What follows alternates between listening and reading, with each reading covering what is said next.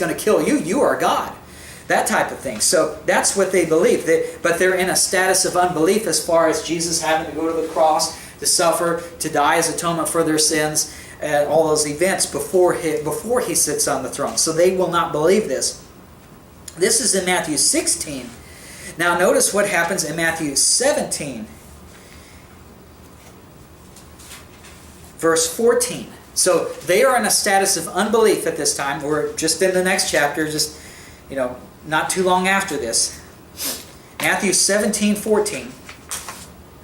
And when they were come to the multitude, there came to him a certain man, kneeling down to him and saying, Lord, have mercy on my son, for he is a lunatic, and sore vexed. For oft times he falleth into the fire, and oft into the water. Oh, that's interesting. We just read about a destroying mountain, burning with fire that's cast into the water. Here's somebody who is fallen into the fire and oft into the water. Very similar.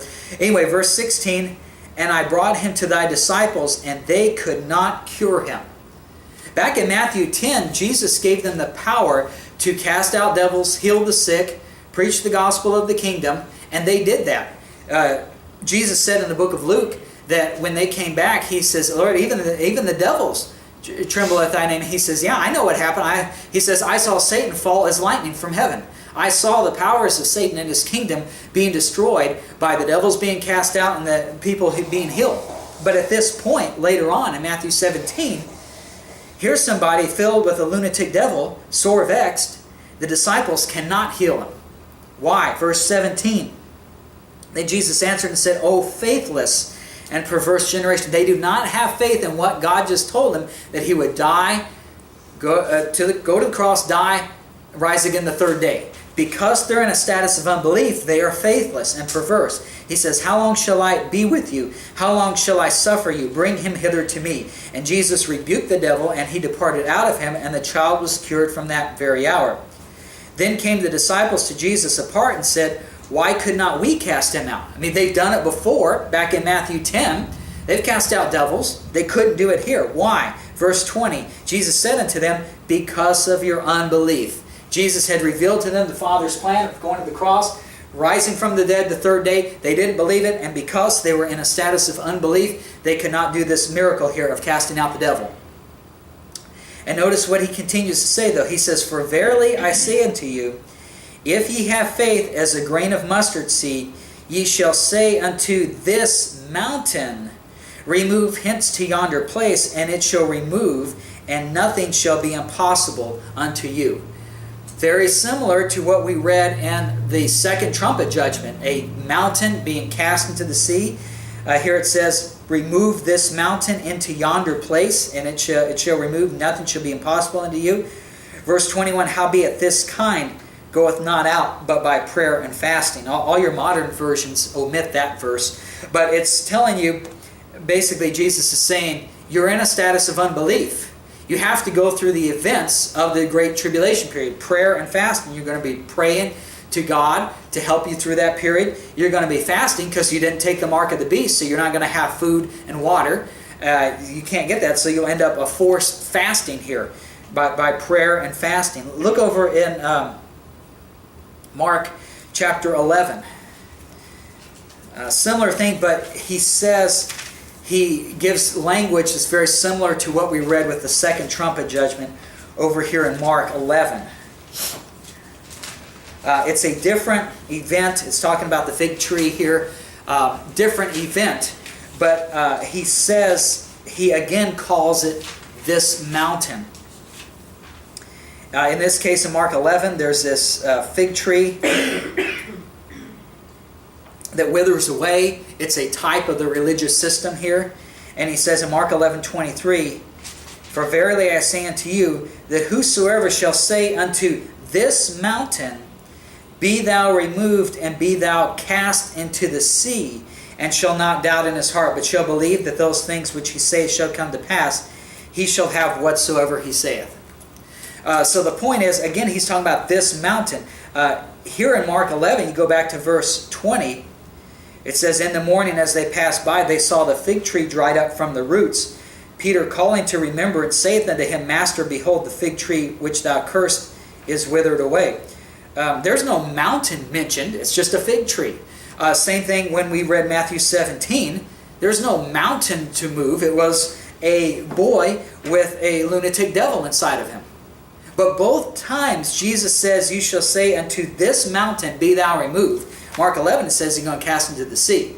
We've already seen in Jeremiah 51 that the mountain is equated with that false religious system of Babylon.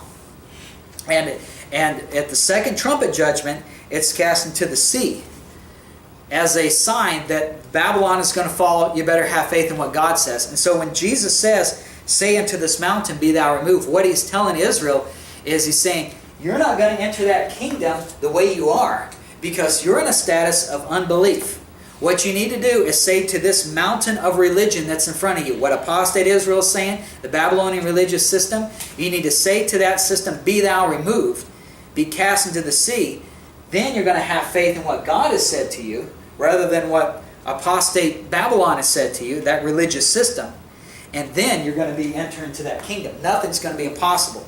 The forces of Satan and him will have no power over you, cannot keep you from entering into that kingdom. So you're filling the blank here, putting these verses together. The 12 disciples did not believe Jesus would be killed and rise from the dead. Because of their unbelief, they could not cast out a lunatic devil. This mountain of Babylonian religion will not be cast out by the little flock until tribulation takes place. They need to go through prayer and fasting before they will be willing to cast out the mountain of Babylonian religion. So you're filling the blank there as this mountain. And the Mark 11 passage shows the mountain being cast into the sea. And then let's go over to Revelation 18.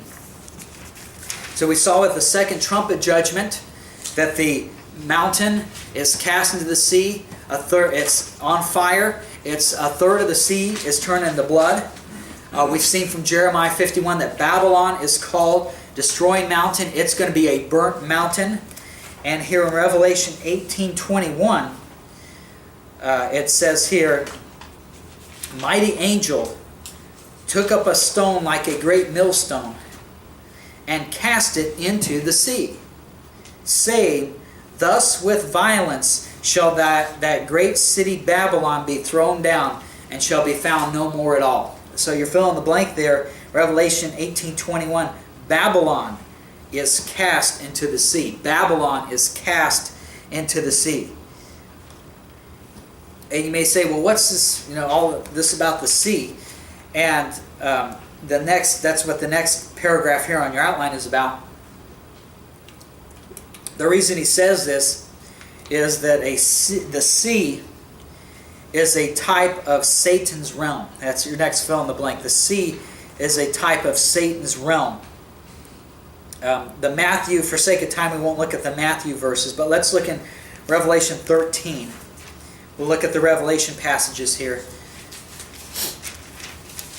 The sea is a type of Satan's realm. That's why Jesus is seen in Matthew as walking on the sea. And Peter walks on the sea, but then he falls because he's in doubt. Well, if he has faith, then he will be a conqueror over Satan's realm, which is the sea. But since he has unbelief, he falls into it and is in danger there. Revelation 13:1.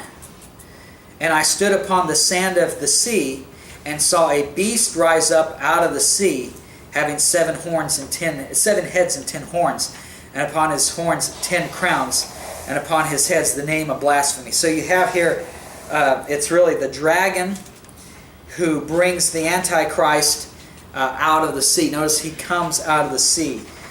Picture of Satan's realm. Now look in chapter 20, Revelation 20. And we'll just look at these verses in Revelation here, so you can see hopefully that the sea here is being a picture of Satan's realm. Revelation 20, verse 13, at the great white throne judgment, after Satan is destroyed and the dead are judged here, it says in Revelation 20:13, and the sea gave up the dead which were in it. Very interesting. I thought most people were in graves in the earth. But it says the sea gave up the dead which were in it, type of Satan's realm. And death and hell delivered up the dead which were in them, and they were judged every man according to their works. So those who are in a status of unbelief are seen as being in Satan's sea, giving up the dead, and they're judged. Then you go over to the next chapter, chapter 21 and verse 1. Chapter 21 verse 1, the curse of sin is lifted. God brings the new heaven and the new earth. It says, "And I saw a new heaven and a new earth, for the first heaven and the first earth were passed away, and there was no more sea." God gets rid of the sea. Why? Because that's considered Satan's realm. And when the sea, yes, that's a type of it. That's not to say if you sail the sea, you're part of Satan's realm. It's just a type of it. And so, with the sea giving up the dead, and they're cast in the lake of fire, well, now this new heaven and the new earth, there's no more sea. There's no more Satan's realm here on earth. It's a purified, holy earth that God and His people can dwell in. And you look at chapter 22 and verse 1. He showed me a pure river of water of life. So there is no sea, there is a pure river of water of life, clear as crystal, proceeding out of the throne of God and of the Lamb. In the midst of the street of it, and of either side of the river, was there the tree of life, which bare 12 manner of fruits, and yielded her fruit every month, and the leaves of the tree were for the healing of the nations. And there shall be no more curse, but the throne of God and of the Lamb shall be in it, and His servants shall serve Him. So the sea is replaced by the river of the water of life. The curse is lifted at this time. And so the sea is part of Satan's realm. It's interesting if you read when God made the Garden of Eden, there's no sea mentioned. There are 4 rivers that run through it. So the river is a type of what God brings. The river of water of life, pure river of water of life. But the sea is a type of Satan's realm. With the curse being lifted, Satan and his forces being gone, there is no more sea. So all that together shows you the type here. And then finally we'll close with Isaiah chapter 11. In Isaiah chapter 11, this is a description of what God's kingdom on earth is going to be like. Verse 6, very famous passage you've probably heard. It says, "The wolf also shall dwell with the lamb, the leopard shall lie down with the kid." So you've got perfect peace on earth, no one destroying each other. And then you go down to verse 9. Isaiah 11, verse 9. "They shall not hurt nor destroy in all my holy mountain, for the earth shall be full of the knowledge of the Lord, as the waters cover the sea." I mean, you've probably heard that, maybe have it memorized, and you don't really think. But just think about the words here. Isn't that a weird description, as the waters cover the sea? I mean, think about it. What is the sea? A sea is a body of water. So how can waters, you say waters cover the sea. Well, water is the sea. Yeah, it doesn't make sense. It's sort of like, like this bottle here. It'd be like saying, as the plastic covers the bottle. Well, the bottle is plastic. It's the same thing. Why would I say, as the plastic covers the bottle? That seems weird. So why would he say, as the waters cover the sea? The sea is waters, and the point is, I wrote on your outline, the sea being a type of Satan's realm, because the curse has been lifted with the pure river of water of life from God, covering the sea completely. There is no more sea. God gets rid of it, and He replaces it with the pure river of water of life from God, covering the sea completely.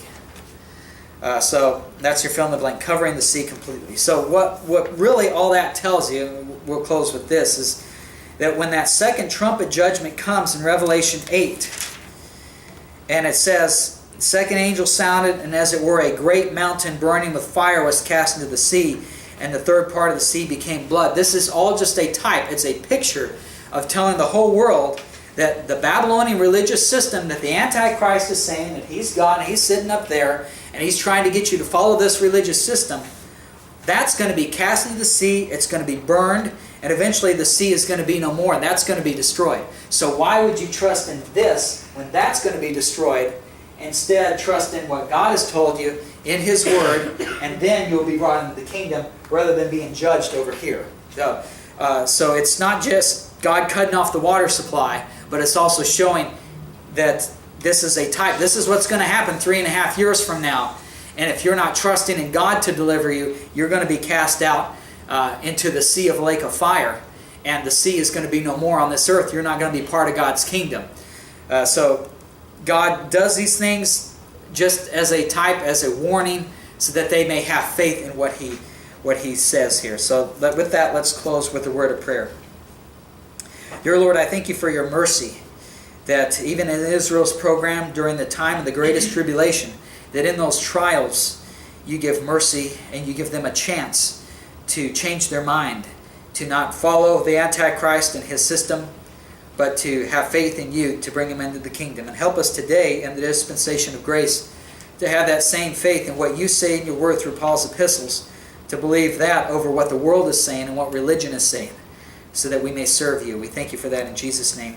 Amen.